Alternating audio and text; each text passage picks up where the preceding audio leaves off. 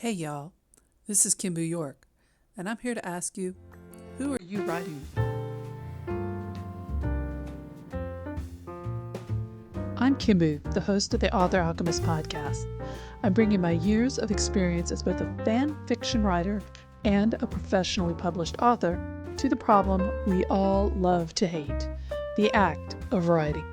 You can't improve on something that doesn't exist, which means the most important thing you can do is simply write. Anything. Just write something. I'm here to help you do that.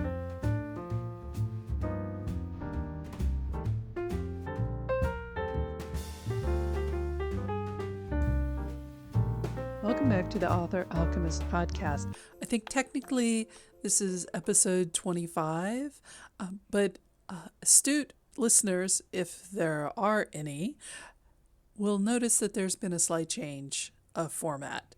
And that is long overdue, honestly, because when I was previously working on this podcast, I was doing it in a way that I don't think was really true to myself. It wasn't genuine. I was trying to live up to the expectations of what a podcast is supposed to be and how it's supposed to be done, how you're supposed to look and how you're supposed to talk. And I don't think I did a bad job, but it wasn't me. It wasn't the Kimbu York, who's the author alchemist, who has a dog named Keely. It was just a lot of attempts at being something I'm not. Which brings me back to this episode because while I actually outlined this podcast a long time ago, it really resonates with me now as I relaunch the Author Alchemist podcast because it's focusing on who your audience is. Write the story you want to read. Write what you love. Really is talking about writing for yourself. That is kind of not the advice that you get from a lot of writing gurus who are telling you how to market to an audience, how to write to market, how to sell to specific demographics. And I don't want to say any of that is invalid, especially if you want to make a living as a writer or write a best-selling book. Those are important things to take into consideration. Not saying that they aren't, but as a writer, and I'm focused on backing up the process a little bit. Like before you ever get to who you're marketing to or writing to market, you need to write. You need to sit down and write. Even I have problems with that. Even after all the years and all the words that I've written, comes around and I'm sitting down and I'm looking at what I'm working on and I'm just, why am I even here? What am I doing? I could be wrong, but I do believe that when you get down to the heart of it, people who are writers write what they want to read. And I think that's true of genre writers. I think that's true of highfalutin literary authors. There's an element there that we're filling the void that we don't see. We're storytellers and we want to tell the story, but which story we tell and how we go about doing that has a lot to do with the story, the types of stories we love. So to back up a few years, a lot of years, when I was a young girl, the stories I loved to read were considered lesser fiction. They were mass market paperbacks of science fiction, and before that, of course, young adult fiction. I was a huge fan of The Black Stallion. I was a huge fan of Misty of Chincoteague. You're getting the theme here. Like I was a big horsey girl, totally into horses. Moved on to dragons, read Anne McCaffrey, Dragon Riders of Pern, then moved into science fiction. I read a lot of the Star Trek adaptation novels, and then of course Star Wars came along, and there were Star Wars novels. And then I read Dune at a pivotal age, and I was just lost to science fiction. My mother did not approve. She was very much of the literary tradition of authors. She loved literature. It's a little ironic given that one of her favorite authors was the author of The Yearling, but we weren't going to go into my mother's many mysteries right now. That would take up the next 10 hours. So not fit for a podcast.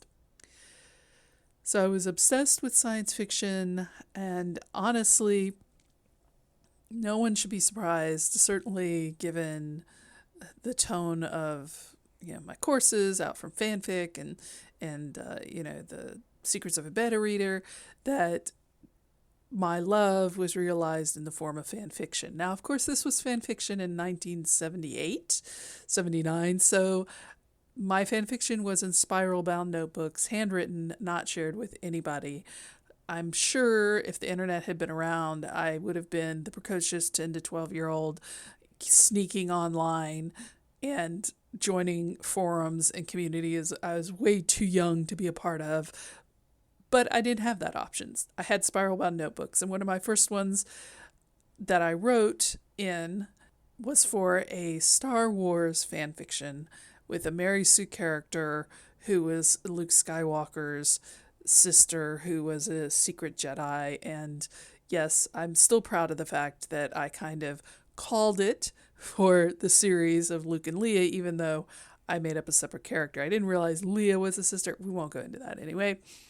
She was a delightful character. I'm sure she had different colored eyes and different colored hair and was super powerful. I remember a couple of dramatic scenes I wrote that I absolutely will not be sharing here. So too bad for you. You're not going to know about it. That it exists. That's all you need to know. But throughout my life, I felt the pull to write real literature.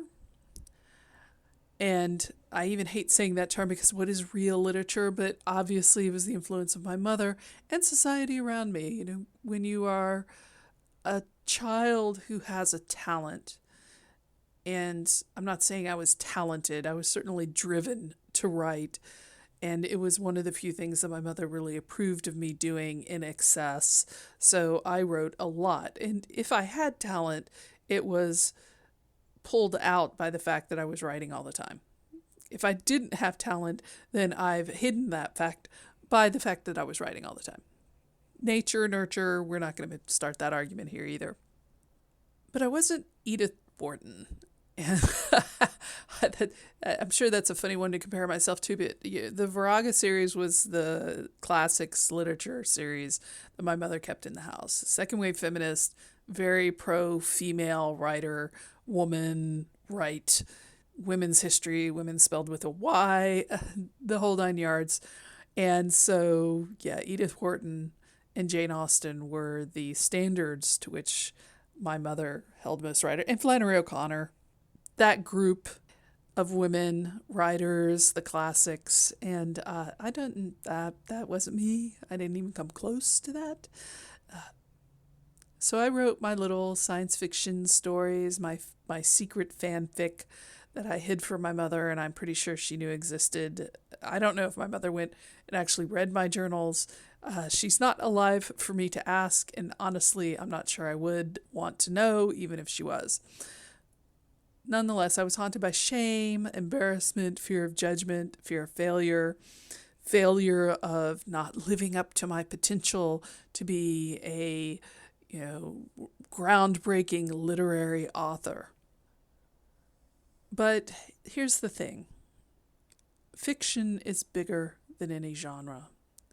There are science fiction novels that exist as ethereal literature, and there is a lot of literary novels that are just like really bad romance novels. It's like you tried to write something, I'm not sure what you did.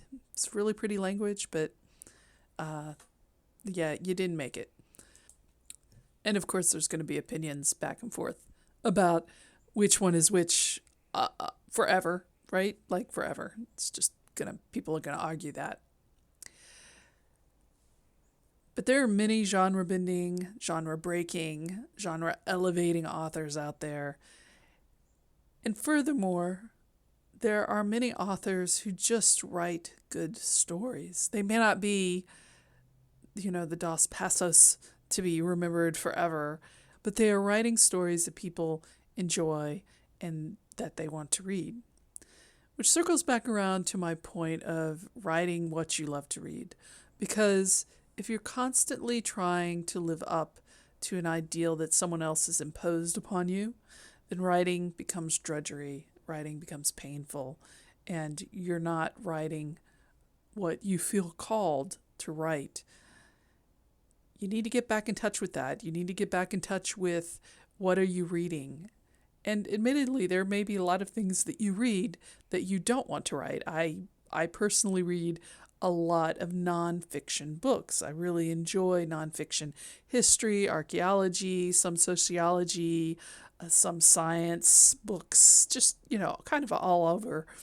And I have no intention of going out and writing, a nonfiction book about biology or ancient history. I'm not qualified, and to get qualified would take a lot of energy that I don't want to invest. I can just read those books. But there are books I do want to write, and those are the romance novels, those are the fantasy adventure novels, the science fiction, strange world-building novels. I want to write those because I love to read them, and the stories that I want to read haven't been written yet because, unfortunately, I'm kind of the person who has to write it. What really tipped me over the edge from feeling insecure and ashamed of what I was writing was fan fiction. And you'll hear me coming back to this again and again because fan fiction's always been there for me, except when I wasn't there for fan fiction. The darkest years of my writing life were the years I wasn't writing fan fiction. I gave it up around college. This is a long story. You've probably heard it before at this point, and didn't come back to it until about 2007, 2008. And those years were years spent pointlessly writing. I didn't focus on writing. I didn't feel proud of the stories I wanted to tell. And I didn't commit to anything in any sincere way. And then I found fan fiction again, and I started writing again, and I started writing the stories I wanted to read, and I realized that was the secret sauce all along, that I needed to write stories that called to me because they were there for me to read. And that seems like a very circular argument, but it's the truth. I think we all joke in the fan fiction community about, we have to make our own food. I don't think it's any different in original or pro-fiction circles. We have to make our own food. Like any cook will tell you that they make the food that they like to eat. That's how they got good at cooking, because they kept making the meals they wanted to serve and they wanted to eat. I have a friend who loves steak and will not go to a steakhouse. If we want to eat steak, I go to the grocery store, I buy a couple of steaks based on what she's told me that is good, and then I bring it to her house and she will cook us steaks. She will not go to a steakhouse. And I think a lot of times we need to think of our own writing that same way. It's like, well, there are stories out there that are fun to read and I love reading them, but you know what I really want? I want to make my own story in-house. I want to read that story. So when it came to moving back out of fan fiction and to writing my own original fiction, I had to embrace the idea of writing what I love to read. I don't want to make this sound like this was a heroic battle that I won, because it's still ongoing. I'm working on a diesel punk, urban magical, weird rom-com-ish romance based on the fake dating trope, and I stalled on it for quite a while because I became overwhelmed by the idea that it wasn't what I had originally intended it to be.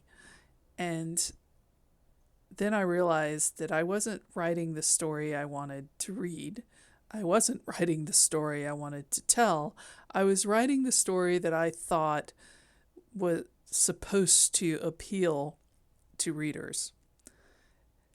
If you listen to that description of the story, you'll realize this is very niche. I don't know if there's 10 people who would want to read a diesel punk, urban magic, romance novel with a ton of world building set in a speculative world based on post-World War I Western society. I don't know. Maybe people would. That's a possibility. I need to finish that. So finishing it, yay, that's the goal.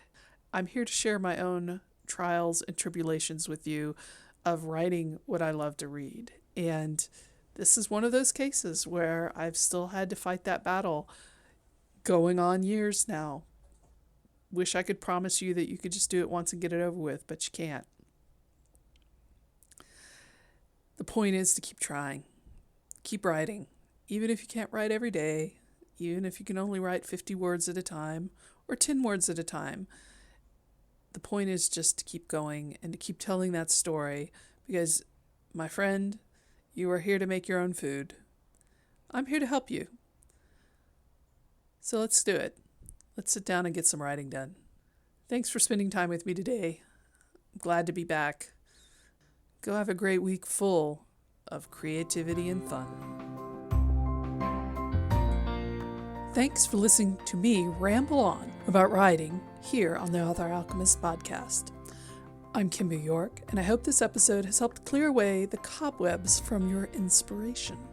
Now, time to get some writing done.